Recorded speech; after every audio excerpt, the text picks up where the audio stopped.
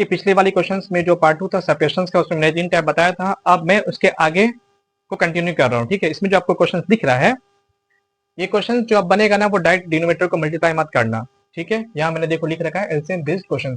तो यहाँ एलसीएम निकालने वाला क्वेश्चन मैं आपको बता रहा हूँ। यहाँ भी जो मिक्स फ्रैक्शन दे रखा है, इसमें भी हम एलसीएम निकाल के क्वेश्चन को सॉल्व करेंगे। अब एलसीएम निकाल के किस तरह से क्वेश्चन को सॉल्व करेंगे वो आप देखें स्टेप्स। सबसे पहले क्या होता है, जो डिनोमिनेटर है आपका उसका एलसीएम निकालेंगे, ठीक है। देखो एलसीएम ऑफ 15 एंड 5 बताओ तो क्या आएगा।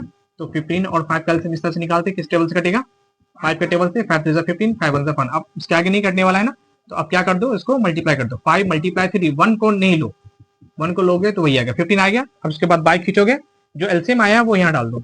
अब ये जो न्यूमरेटर दिख रहा है वो न्यूमरेटर को नोट कर दो, मल्टीप्लाई का साइन दे दो। अब ये देखो 15 जो डिनोमिनेटर दिख रहा है, इस 15 को इस एलसीएम वाले से डिवाइड करना है। तो 15 के टेबल में 15 कितने टाइम्स में आता है, कितनी बार में, एक बार में आता है, तो उसको एक डाल दो। माइनस, ये माइनस है, माइनस न्यूमरेटर जो 1 है 1 डाल दो, उसके बाद मल्टीप्लाई का साइन दे दो। इस 5 के टेबल में 15 को डिवाइड करो। इसका मतलब ये होता है कि 5 के टेबल में 15 कितने टाइम्स में आता है, 3 टाइम्स में, यानी कि डिवाइड हो चुका है और आया वो 3।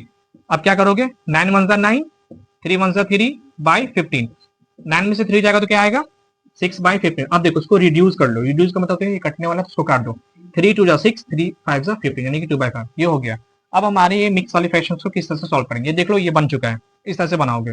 ये चीज मैंने आपको बताया तरीका है, ये आप रफ स्पेस में भी कर सकते हो।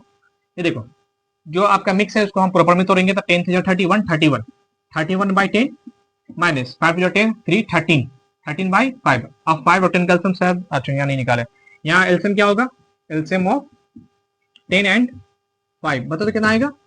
10 5 का एलसीएम निकालना है तो आप साइड में निकाल सकते हो या डायरेक्ट यहाँ लिख सकते हो। बताओ कितना आएगा, 10 ही आएगा। वेरी गुड, तो यहाँ 10 आएगा। अब 10 कैसा है वो रफ स्पेस में आप कर सकते हैं, इस तरह से करना तो इस तरह से करना, इस तरह, ठीक है। उसके बाद में बाई खींच के जो एलसीएम आया 10 लिख दिया, नीचे लिख दिया। उसके बाद जो नोमिनेटर है 31 लिख के मल्टीप्लाई का साइन दिया, और इस 10 को इस 10 से डिवाइड करना है। तो 10 को 10 से डिवाइड करोगे तो क्या आएगा, 1 आएगा, है ना। तो 1 लिख दें आप यहाँ पे, माइनस 13 उतारे, मल्टीप्लाई का साइन दे, और इस 5 को इस 10 से डिवाइड करें। तो सोचो 5 के टेबल में 10 कितने टाइम्स में आता है, तो 2 टाइम्स में आता है, तो 2 लिख दें यहाँ पे। अब उसको सिंपली मल्टीप्लाई कर, 31 ज़ा 31, 13 2 ज़ा 26 बाई 10। अब 31 में 26 को सब्ट्रैक्ट कर कितना आएगा, तो 5/10 आएगा। अब देखो तो ये रिड्यूस होने वाला है, हाँ होने वाला है, 5 1 से 5 5 का 10, यानी कि 1/2 आएगा। ठीक है, मैंने इसे सॉल्व कर दिया। आप देख सकते हैं कि एलसीएम बेस पे हमने फ्रैक्शंस के सपेशन को किस तरह से सॉल्व किया है। ठीक है, अब वीडियो सही लगा हो, अच्छा लगा हो, उसको लाइक कमेंट शेयर करें, अपने दोस्तों को ज़रूर शेयर करें। ठीक है, थैंक यू।